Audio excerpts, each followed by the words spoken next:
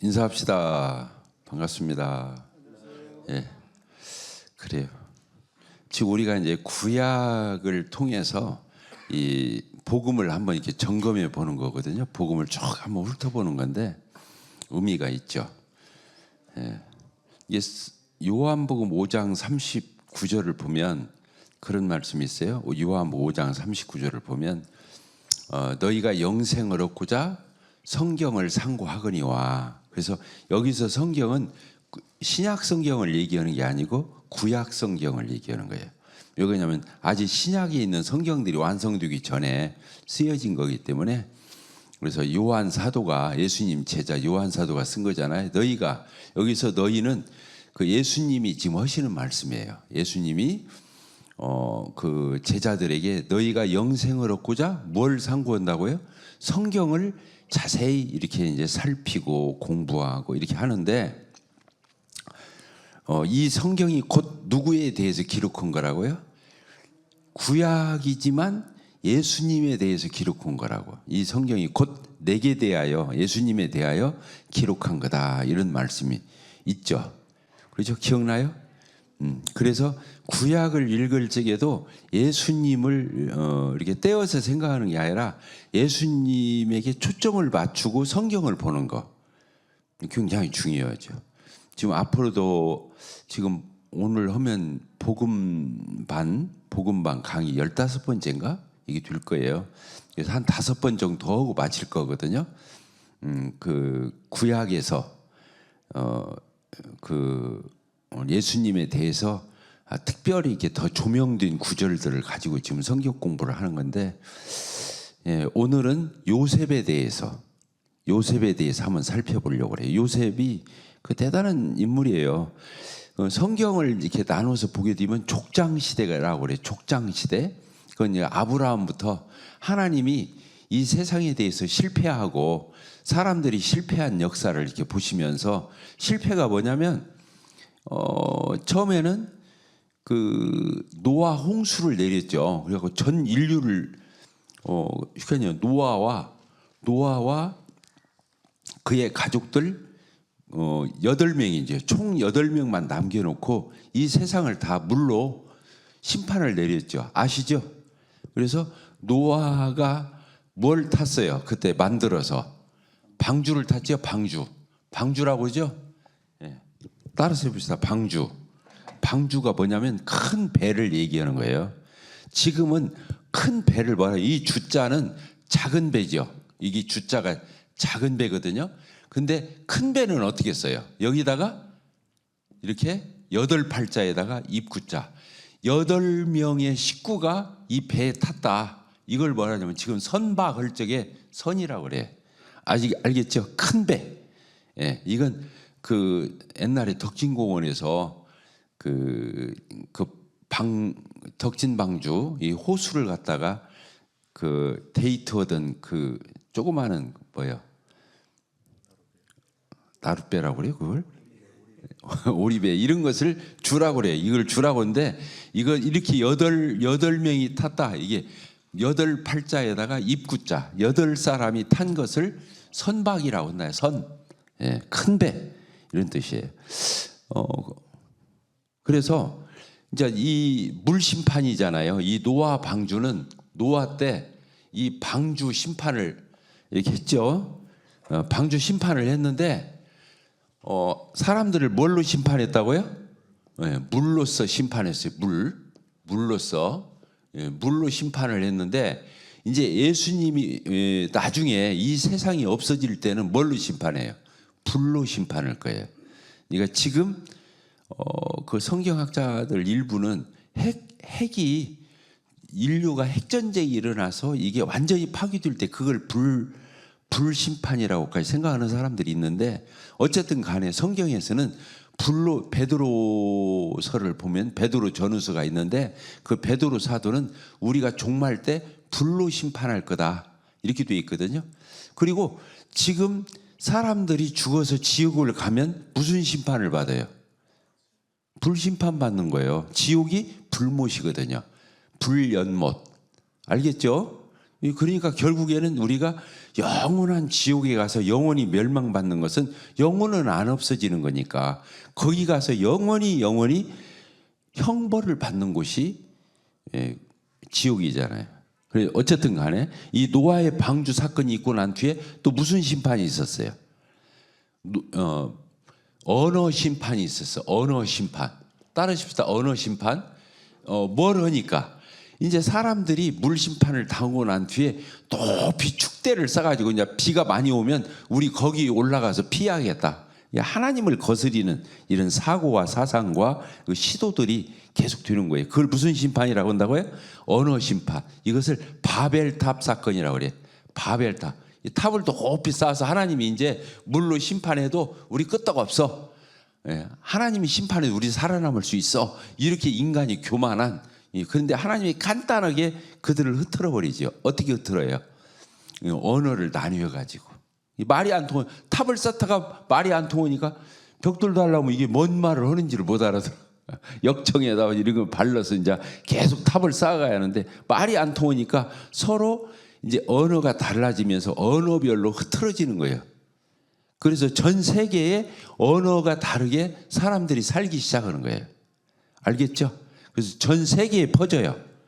언어에 따라서. 그래서 비슷비슷해요. 언어가 비슷비슷해요. 뭐 프랑스, 그러죠? 불란서나 저 영어나 독일어나 스페인어나 이렇게 보면 근처 다 언어가 다른데 글자는 비슷비슷해요. 그래요, 안 그래요? 공부를 해봤어야 알지? 예?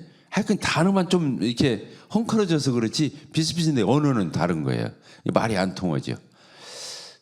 제가 외국에 한번 나가보면 정말 꿀먹은 벙어리가 되는 거예요. 그 중간에 통역이 없으면. 그래서 하나님이 이렇게 물 심판하고 이번에는 언어를 심판하셨어요.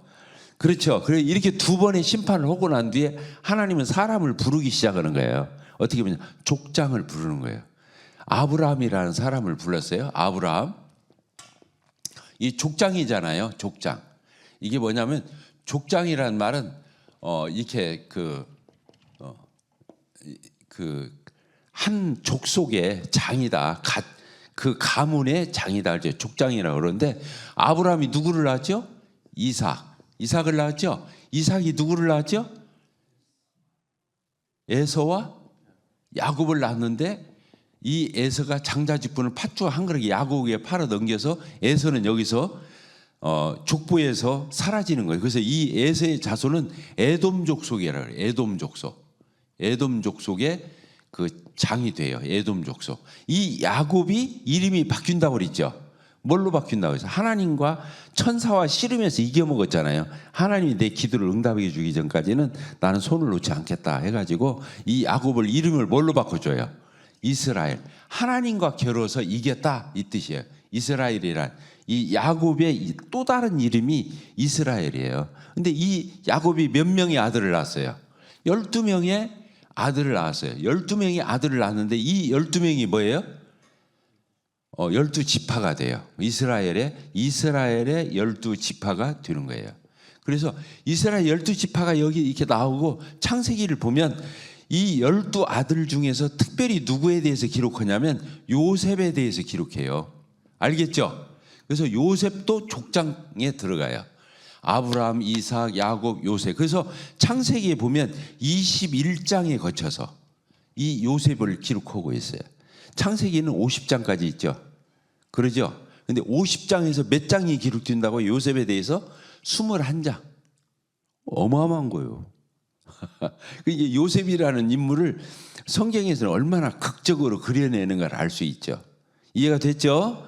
예, 그래서 오늘은 이 요셉에 대해서 한번 연구를 해보면 예수님과 흡사한 것들이 많이 있어요. 그냥 요셉을, 아브라함을 통해서 하나님 아버지의 아브라함이 100살에 난 아들을 모리아산에서 잡아서 제사 드릴 적에 하나님 아버지의 심정을 나타내죠. 그 독자 이삭은 누구를 나타내는 거예요? 그 예수 그리스도를 나타내는 거잖아요. 하나님께서 아들을 내어주는 그런 유사점이 있다, 그런 얘기를 하는 거예요. 알겠죠? 근데 이삭이 여기에서 그런 것을 발견하는데 이제는 요셉에게서 예수님의 흔적을 볼 수 있어요. 자, 요셉에 대해서 한번 연구해 봅시다. 요셉에 대해서.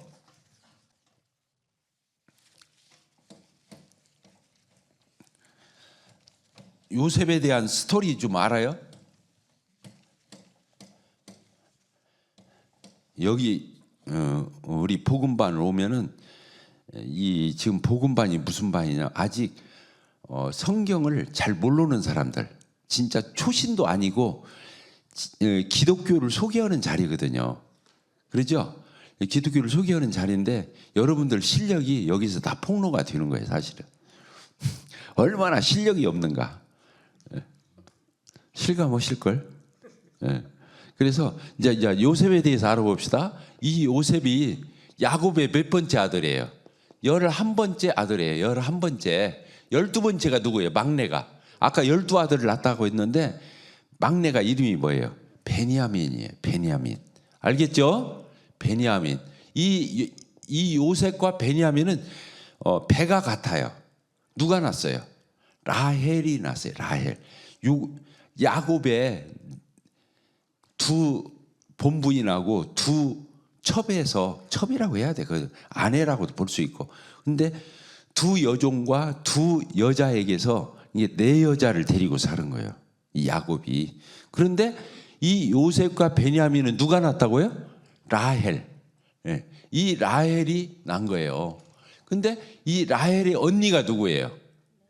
레아죠. 레아가 몇 명 낳았어요? 6명을 낳았어요. 이 라헬이 2명 낳거든요. 이 베냐민을 낳다가 이 라헬이 죽어요. 알겠죠? 아기를 낳다 죽는, 옛날에는 아기 낳다 죽는 분들이 많았어요. 그러니까 이 요셉이 11번째 아들인데 이 야곱이 아까 여종 둘이 있었죠? 빌하와 실바. 그래야 안 그래요? 이렇게 4명을 데리고 살았다. 여기는 여종들이잖아요. 여종. 그래요, 안 그래요? 여종들인데 야곱이 누구를 제일 사랑했어요? 진짜로 이쁘고 여성스러웠던 게 이 라헬이에요. 라헬. 알겠죠? 근데 라헬이 죽어버렸네. 그렇게 자기가 사랑하는 이 4여자 중에서도 각별히 사랑한 게 라헬이었는데 라헬이 아기 낳다 죽은 거예요. 그러니까 이 야곱의 마음에는 아들 중에서 누가 제일 귀해요? 요셉하고 베냐민, 이 막내. 이 라헬이 난 아들 요셉. 그러니까 다른 아들들은 그 목 죽어버렸잖아요. 그러니까 다른 아들들은 다 양치기로 내보내놓고 누구만 집에다 뒀냐면 이 요셉. 요셉은 나가서 일을 하고 안 시키고 채세고, 성경에는 그렇게 써있어요. 색동옷을 입혀가지고 부잣집 진짜 막둥이 노릇 하듯이 이 요셉이 그렇게 이제 그랬잖아요. 이 요셉을 얼마나 그 아버지 야곱이 사랑했는가를 알 수 있어요. 그래서 어떻게 했어요? 이 요셉한테 형들이 지금 목축을 하는데 막 20리, 30리 떨어진 데서 막 하는 거야. 양을 치다 보면 풀을 찾아서 다녀야 하니까. 그래서 물어 그 요셉한테 야곱이 아들한테 시키는 거예요. 도시락을 갖다 주라고 형들한테. 근데 형들한테 갖다 주러 막 헤매다가 찾아서 그 형들한테 도착을 했는데 저기서 오는 그 동생을 보고 형들이 뭐라고 그랬어요? 저 꿈쟁이가 온다고. 그래요. 따라서 꿈꾸는 자가 온다. 그렇게 말하는 거예요. 요셉이 그 전에 꿈을 꿨는데 2번을 꿨어요. 한 번은 뭐예요? 곡식단 11개가 자기한테 절하는 꿈을 꿨어요. 그 얘기를 하니까 그게 뭔 말이에요? 11형제가 다 누구한테 저런다는 거예요. 자기한테 저런다는. 그 꿈 얘기를 하니까 그러니도 아버지 사랑을 독점하고 있는 그 아들이 미워 죽겠는데 더 미운 짓만 하는 거예요. 그 꿈 얘기를 하니까. 그러니까 조금 요셉이 눈치가 없었던 것 같아. 좋아. 어쨌든 간에 요셉을 그렇게 특별히 사랑을 했는데 또 꿈을 꿨어. 그때는 11별이 자기한테 절을 해. 근데 11별만 저러는 게 아니라 해와 달도 절을 해. 그 꿈 얘기를 또 했어. 가족들 앞에서. 그러면 이건 뭐예요 또? 11형제가 자기한테 절을 할 뿐만 아니라 어머니도 달이 어머니거든. 해는 누구야? 아버지야. 아버지와 어머니조차도 저러는 꿈을 얘기를 하니까 가족들이 다 씩씩대. 근데 아버지 야곱은 마음에 두는 거예요. 이 녀석이 보통 놈이 아닌가 보다 하고 마음에 뒀는데 나중에 가서 진짜 절해요, 안 해요? 해요. 이제 요셉이 총리 대신 됐을 때 그 가족들이 얻어먹으러 와가지고 전부 자기 아들인지도 형인지도 동생인지도 모르고 요셉이 총리니까 애굽에. 그래서 이제 거기서 절하는, 그러니까 꿈이 이루어졌어요, 안 이루어졌어요? 꿈이 이루어지는 거예요. 이게 우리 구원받은 그리스도인들은 꿈이 있어야 돼요. 꿈. 그러니까 그 꿈을 꾸는 데는 비용이 안 들어. 알겠죠? 꿈도 못 꿔. 꿈을 꿔야 돼. 그러니까 꿈을 꾸면 그 꿈을 이루는 것은 내가 이루는 게 아니에요. 꿈을 꾸는 것은 하지만 그 꿈을 이루어 주시는 분은 하나님이신 거예요. 알겠죠? 그러니까 우리가 꿈을 가져야겠어요? 안 가져야겠어요? 꿈을 가져야 되는 거예요. 아시겠죠? 내가 이제 이 목표에 대한 꿈을 가졌었거든. 내가 한전에 47살 때 여기를 개척했잖아요. 한전 그만두고 21년 다녔는데, 그래서 나는 진짜 교회 같은 교회, 교회다운 교회. 지금도 가슴에 온통 딴 생각은 안 해. 어떻게 하면 교회를 말씀에 정말 합당한 그런 교회를 이루어서 하나님이 기뻐하시는, 마음대로 하나님 마음대로 주물럭거릴 수 있는 그런 교회가 되게 할 건가. 그리고 교회 오는 사람을 다 천국을 맛보도록. 그러죠. 교회가 어쨌든 우리가 왔어도 다 불완전한 사람들이 모이니까 완벽할 수는 없는데, 그래도 하나님 말씀대로 할 때 비위가 안 상하잖아요. 그러죠. 교회가 계급이 있다든가, 교회가 빈부귀천에 따라서 처세를 한다든가 차별을 한다든가, 그러면은 세상에서도 밥만 먹고 문턱만 나서면 비교하고 계급 완전히 영향력 이런 거 가지고 사람 판단하고 저울질하고, 그래요, 안 그래요? 자기보다 못 오면 뭐 어떻게 해요? 깔보고 무시하고 함부로 하고, 자기보다 조금 나은 것 같으면 그 사람 앞에서는 굽신굽신하고 초세. 인간이 얼마나 진리냐고.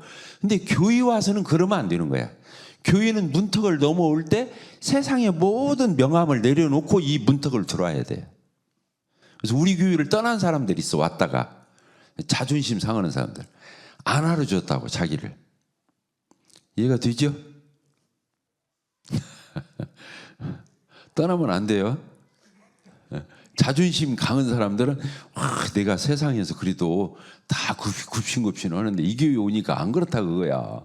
근데 이 교회는 누구한테 굽신굽신 할 필요도 없고 또 남을 무시할 필요도 없고 깔볼 필요도 없는 거예요. 우리는 하나님을 뭐라고 불러요? 아버지. 다 우리가 아버지라고 부르잖아요. 우리는 가족인 거예요. 똑같이 아버지라고 부르니까 우리가 가족이지. 가족끼리 차별되어 오는 사람이 어디가 있어. 가정이 좋은 게 뭐예요? 가정을 뭐라고 불러요? 하우스는 그냥 건물인 가정이고, 가정은 홈이라고 그래요. 홈. HOME. 홈은 안락, 평안, 안정 이런 뜻이 있잖아요. 가정을 가면 그걸 느끼지 못하면 그 가정은 실패한 거예요. 알겠죠? 예, 별 얘기가 다 나오는데 뭔 얘기가 그쪽으로 갔지? 그건 요셉이 꿈을 꿨네. 그렇게 해서 미움을 받았는데 형들이 저기에서 도시락 가지고 오는 걸 보고 형들이 고맙다. 아이고 이 녀석이 놀기만 하는 게 아니라 우리 도시락도 싸우려고 참 고맙다고 생각을 해야 하는데 뭐라고 하냐면 형들이 모여가지고 저놈 오늘 죽이자 이렇게 하는 거예요. 형들이 그래가지고 어떻게 했어요? 형들이 처음에 죽이려고 했어요. 죽이려고 했다가 루벤이라고 하는 그 큰아들이 그래도 철이 있어가지고 동생들 타이른 거예요. 우리가 왜 피 흘리냐, 왜 죽이냐. 그러면 우리는 이건 진짜 큰 죄다. 그러니까 구덩을 판 구덩이가 있는데 그 구덩이를 판 게 아니라 파진 구덩이가 있는데 사람이 혼자 나올 수가 없어. 워낙 깊으니까. 거기다가 이 요셉을 갖다가 던져버리는 거예요. 요셉이 나올 수 있어요, 없어요? 그냥 거기서 죽어야 돼. 그런데 예수님 족보가 누구에게서 태어났다 해서 12지파 중에서 유다라는 또 형이 와가지고 그러지 말자. 여기다 동생 죽이면 우리 책임이 크니까 어떻게 하자? 그걸 꺼내가지고 팔아먹자. 그런 게 목숨은 손대지 말고 팔아먹자. 누구한테 팔아먹었냐면 애굽 그 이집트로 가는 이스마엘 자손의 그 상인들에게 대상이라고 그러지 상인들에게 팔아먹은 거예요. 누구를? 요셉을. 돈 몇세? 와, 여기 실력이 나오는 거예요. 은 몇 냥? 20냥. 20개. 은 20개에 이 요셉을 팔아먹은 거예요. 요셉이 어디로 팔려갔어요? 애굽, 이집트라는 데로 팔려갔단 말이에요. 이집트로 팔려갔는데 그래도 다행스럽게 부잣집으로 갔어. 애굽의 왕 이름을 파라오라고 그래요. 바로. 성경에서는 바로인데 사실은 발음은 파라오예요. 그 파라오의 시위대장. 그냥 시위대장이 뭐냐면 그 경호실장. 대통령 옆에서 경호하는 그 파라오의 경호실장 집에 종으로 팔려가요. 그 부잣집 막둥이가 색동옷 입고 있다 하루아침에 뭘로 바뀌는 거예요? 종으로 바뀌는 거예요. 그래서 그 집에서 워낙 성실하게 하고 하나님이 거기 팔려갔어도 하나님이 성경에 그렇게 써 있어요. 하나님이 함께 하니까 그 보디발 집이 축복을 받고 요셉이 존중을 받아요. 그래서 그 집에 가정총무 집사가 되는 거예요. 그래서 가정살림을 다 하는 거예요. 요셉이 또 이뻤던가 봐. 아까 라헬만 이쁜 그 이쁜 엄마가 아니라 이쁜 아들을 낳던 것 같아. 그래가지고 요셉이 너무 준수하고 예쁘고 막 남자답게 보이니까 보디발 아내가 유혹을 한 거예요. 같이 동침하자. 그런데 요셉이 또 마음도 깨끗해. 그래가지고 아무도 없을 때, 집에 아무도 없을 때 그 아내가 요셉을 막 붙들고 안 놔줘. 동침하자고. 요셉이 그 옷을 그냥 옷을 붙들고 안 놓으니까 옷을 벗어 제껴서 그냥 여자 그 손에 맡기고 자기는 뛰쳐나오는 거예요. 그래서 뭘 뺏겼어? 옷을 뺏겼어. 옷을 뺏겼는데 괘씸히 안 괘씸해. 이 여자가 생각할 때 무시당하고 막 화가 나니까 자기 남편이 퇴근해서 오니까 이거 보라고. 요셉이 나 겁탈으로 들어왔다가 내가 막 소리치니까 옷을 벗어놓고 여기다 던져놓고 갔다. 이렇게 거짓 고발을 해. 자기 남편한테. 이게 남편이 알았는지 몰랐는지는 모르지만 하여튼 이 요셉을 갖다 어디다 쳐넣냐면 아까 경호실장이라고 그랬잖아요. 그래서 그 왕의 특별한 감옥에다 넣어. 이 요셉을 거기다가 그러니까 하루아침에 뭐가 됐어? 이제 종에서 부잣집 막둥이에서 종에서 뭘로? 노예에서 이제 죄수로 팔려가는 거예요. 죄수로 가서 거기에서도 또 하나님이 함께 하셔. 그러니까 뭐가 됐어요? 거기에서 옥에서 그 간수들을 돕는 총무 일을 해요. 근데 거기에 누가 들어왔냐면 파라오의 그 바로왕의 그 옆에서 시중드는 술 맡은 관원장, 떡 맡은 관원장이 들은 거예요. 알겠죠? 근데 그 떡 맡은 관원장, 술 맡은 관원장은 비서실장급이야. 옆에서 임금이 먹는 음식을 직접 만드니까. 그런데 무슨 일이 있었는지는 모르지만 이 두 사람이 감옥에 들어와가지고 요셉하고 같이 쓴 거예요. 근데 이 사람들이 꿈을 꿔. 가지고 그 떡 맡은 관원장은 막 떡이 뭐 새 덩어리가 있었는데 새가 와서 쪼아 먹어버려. 꿈을 깨서 말을 해. 또 술 맡은 관원장은 막 포도송이가 막 이렇게 새송이가 있는데 그걸 막 즙을 짜서 막 뭐 마시는 장면이 나와요. 그러니까 거기서 꿈의 해몽을 해주는 거예요. 이게 무슨 흉흉한 꿈인가 하고 하니까 그 떡 맡은 관원장한테 뭐라냐? 당신은 3일 후에 목숨이 새들이 와서 쪼아 먹어버렸잖아요. 그러니까 당신은 3일 후에 목숨을 잃을 거다. 사형을 당할 거다. 술 맡은 관원장은 3일 후에 복직이 될 거다. 다시 가서 왕 앞에 포도주를 따라주는 그런 사람. 그래서 해몽을 그렇게 잘해. 요셉은 꿈을 꿀 뿐만 아니라 해몽도 잘했다. 알겠죠? 사람은 하나님 말씀을 읽고 잘 해석할 수 있으면 좋아요. 요셉이 그랬잖아요. 해몽. 다른 사람이 꿈꾼 걸 해몽해 줬다.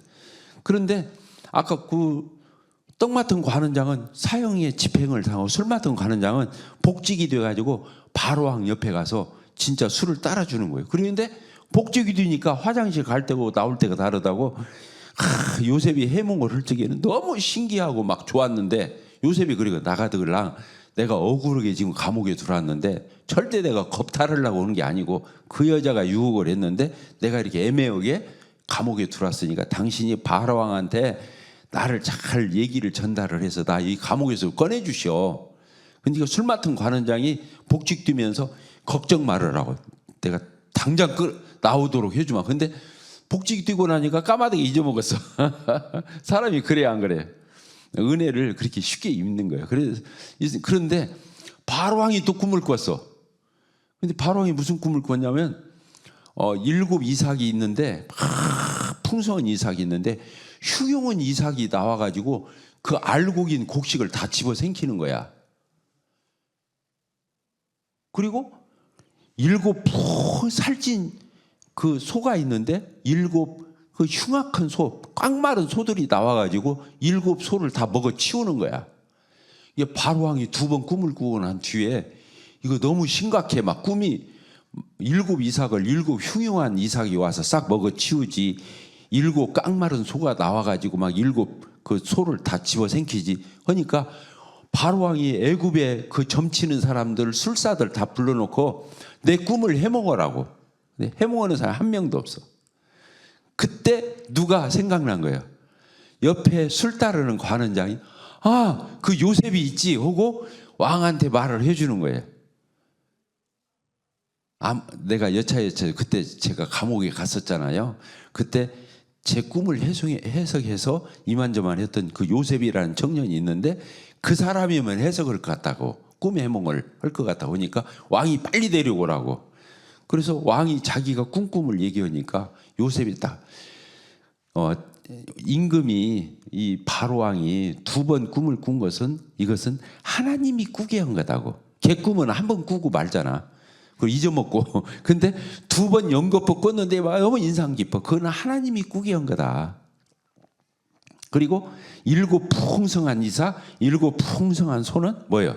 살찐 소는 7년 풍년을 예고합니다. 이 땅이 지금 7년간 엄청난 풍년이 올 겁니다. 근데 그 깡마른 이삭이 또 깡마른 소가 와서 다 먹어 치웠잖아요. 그것은 7년 흉년이 뒤따라 올 겁니다. 그래서 풍년 때 했던 거 다 집어 생기고 말 거다고. 이게 7년 풍년이 오고 7년 흉년이 올 꿈이다. 그러니까 왕이 그때서야 자기가 꿈이 풀리는 거야. 어떻게 했어요? 요셉을 총리로 앉히는 거예요. 총리로 앉힌 거예요. 네가 이렇게 꿈을 해먹는 거 보고 이렇게 지혜가 있는데 네가 우리나라를 다스려라. 우리 가정만 빼고 왕이니까 네가 왕만 아니고 모든 것을 다 네 수하에 맡기게 돼서 총리로 해가지고 어떻게 했어요? 요셉에게 수레를 줘가지고 전국을 돌아다니면서 이제 쉽게 말하자면 7일 하도록 국무총리를 하도록 한 거예요. 됐어요? 시간이 금방 지나.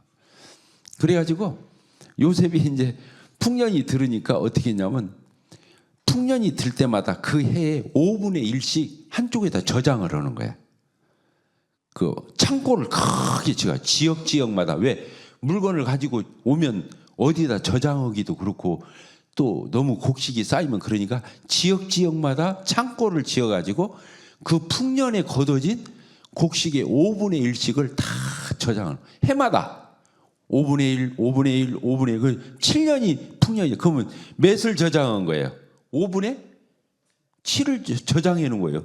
풍년 때 됐어요? 안 됐어요? 그러니까 이제 흉년이 오기 시작하는 거야. 흉년이 오니까 거기서 이제 어떻게 되었어요? 이제 흉년이 오니까 사람들이 처음에는 옛날 거 좀 먹다가 다 떨어져. 1, 2년 뒤니까 다 떨어지는 거야. 먹을 거 떨어져. 그러니까 거기서 이제는 그냥 배급을 주는 게 아니라 돈 받고 팔아.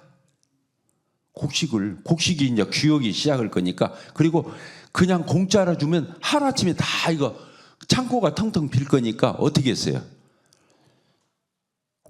그것을 그 값에 쳐서 다 파는 거예요. 그러니까 돈을 엄청 벌지 국가가.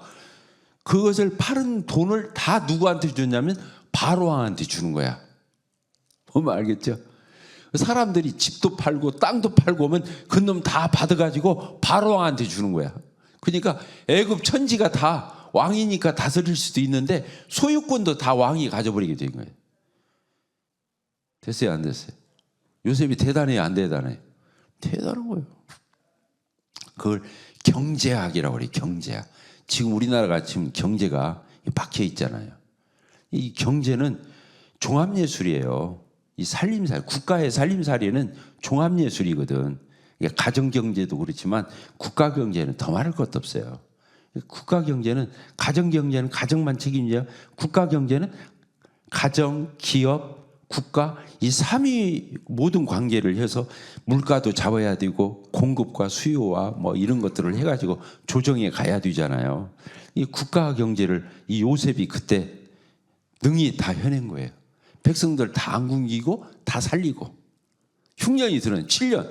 그러니까 그 애굽에서 근처에 살고 있던 가나안 땅에 살고 있던 야곱의 그 자식들, 손자들이 있었어요. 근데 거기도 곡식이 떨어졌겠어요? 안 떨어졌겠어요? 애굽만 떨어진 게 아니에요. 흉년이 그 일대가 다 들으니까 가나안 땅도 떨어진 거예요. 그래서 야곱과 야곱의 자식들도 다 떨어지니까 이제 굶게 생겼으니까 어디까지 와서 애굽까지 와가지고 곡식 팔러 온 거예요. 나일 강변이니까 거기까지 와서 사러 온 거예요. 그런데 요셉은 지금 뭐가 돼 있어요? 총리가 돼 있어요. 그러니까 가족들이 알아봐 못 알아봐. 곡식 팔러 왔는데 자기 동생인지도 모르고 와서 다 굽신굽신 하는 거야. 절을 하는 거야, 안 하는 거야? 하는 거예요. 그래서 형들은 몰라봤지만 요셉은 그 형들을 알아보고 이제 여차 그건 성경을 여러분들이 직접 읽어봐요. 거기 보면은 이렇게 저렇게 해서 자기 식구들이 다 한번 왔다 가게 만들어. 그래서 다 잘 있나 그 문안을 다 하는 거야. 쉽게 말하면 나만 알고. 그래서 그 아버지까지 내려오게 나중에는 자기 정체를 드러내는 거예요. 형들 앞에서. 이 형들이 놀래요, 안 놀래요? 자기들이 팔아먹었던 그 요셉이 총리가 돼가지고 나타난 거야. 그러니까 이제 그때 막 두려워서 막 자기들이 죽이려고 했다가 저기 구덩이에다 쳐넣었다가 팔아먹었잖아.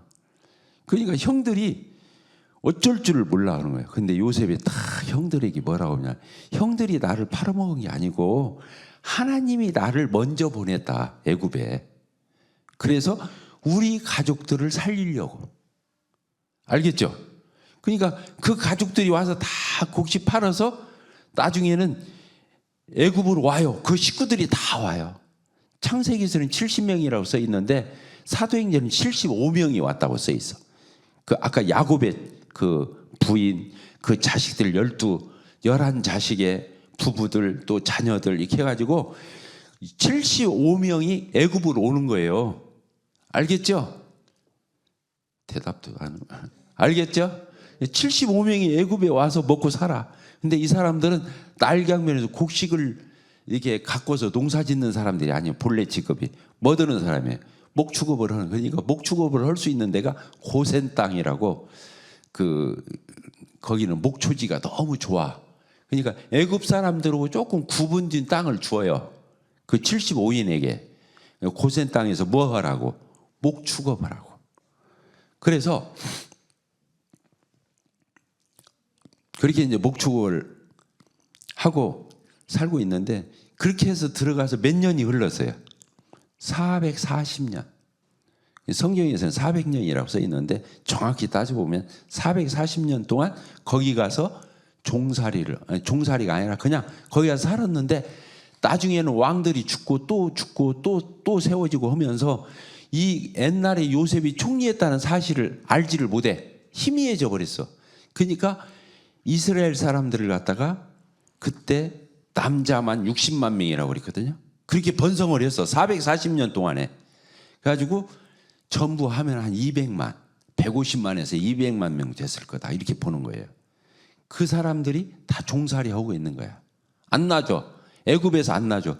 그걸 데리고 나오는 사람이 애굽에서 구출해서 나오는 게 출애굽기예요.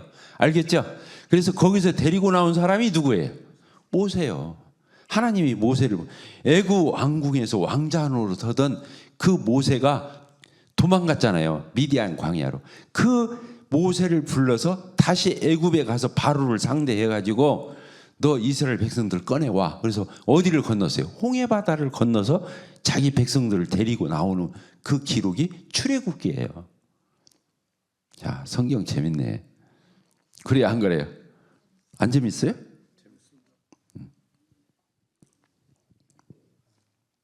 알겠죠? 그렇게 해서 이제 나왔어요. 이스라엘 백성이 처음에 75명이 들어갔는데 민족이 된 거예요. 한 가족이 들어갔다가 440년 만에 뭐가 됐다고요? 나라와 민족을 이루어서 그 홍해바다를 건너서 그 광야를 통과해서 가나안 땅까지 가는 거예요. 그게 출애굽기예요. 그래서 여호수아서는 뭐냐면 여호수아가 모세 다음에 지도자가 여호수아인데 이제 여호수아가 데리고 가나안 땅을 들어가는 기록이 여호수아예요. 애굽에서 꺼내오는 기록은 출애굽기예요. 누가? 모세를 통해서. 다 성경 다 읽었네. 알겠죠? 예, 그래서 이제 오늘 요셉을 통해서 예수님을 발견하자 그랬잖아요. 요셉이 아버지의 사랑을 독차지했잖아요. 그랬어요, 안 그랬어요? 예수님이 하나님 아버지의 사랑을 독차지했어요, 안 독차지했어요? 예수님이 그 침례 받으실 때, 세례 요한한테 침례 받을 때 하늘에서 음성이 들렸거든요. 이는 내 사랑하는 아들이 내 기뻐하는 자다. 하나님이 가장 기뻐하는 독생자, 독자. 그러니까 예수님은 하나님의 사랑을 독차지하다. 요셉도 그랬잖아. 아버지의 사랑을 독차, 색동은 입고 존귀 여김을 받고 그랬잖아요. 근데 요셉이 그래요. 근데 형제들에게 뭘 받았어요? 미움, 시기. 그래서 바로 팔려갔잖아요. 예수님이 자기 동족인 이스라엘 백성들에게서 태어났는데 그 동족들이 예수님을 거절해서 누구에게 넘겼어요? 저 로마 총독인 빌라도에게 넘겼어요. 빌라도가 사형 집행을 했잖아요. 십자가에 매달려 죽였잖아요. 그러니까 형제들에게 시기를 받은 거. 똑같아요, 안 똑같아요? 똑같죠? 그리고 예수님이 고난을 통과했어요, 안 했어요? 통과했죠. 그 고난을 당하시고 십자가에 매달려 희생하셨는데 요셉도 아까 종으로 팔려가 성들이 죽이려고까지 했다가 종으로 팔려갔다가 죄수가 되었다가 이렇게 고난을 당하잖아요. 그리고 나서 예수님은 죽고 끝났어요. 다시 부활했어요. 3일 만에 부활하셔서 승천하셔서 지금 하나님 보좌 우편에 계셔요. 예수님이 승귀했다 그래요. 승귀. 승귀라는 말 알아들어요?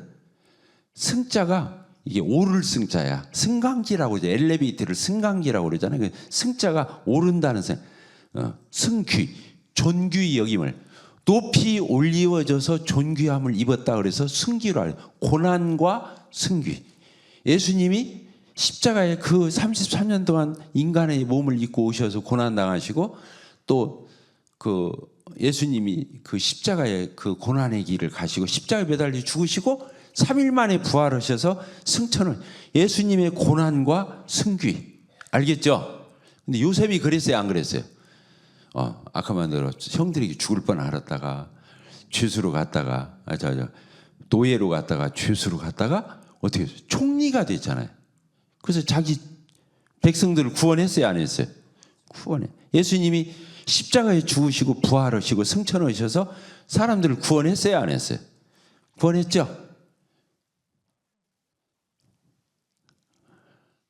비슷해요, 안 비슷해요? 아까 무엇에 팔려갔죠? 은 몇 양에 팔려갔죠? 요셉이 20냥. 예수님은 은 몇에 팔렸어요? 가룟 유다가 팔아먹었잖아요. 예수님은 은 30에 팔려간 것도 비슷하죠? 여기까지만 합시다. 이거 연구하면 한두 것도 없어. 요셉하고 예수님. 그리고 요셉은 줄을 쳤어요, 안 쳤어요? 아까 그 여자의 유혹에 어디를 가든 존귀 여김을 받고 성실하게 그렇게 했다는 거예요. 예수님이 그러죠. 줄을 안 지었죠. 40일 금식하고 사단이 와서 유혹할 적에 넘어가세요, 안 넘어가세요?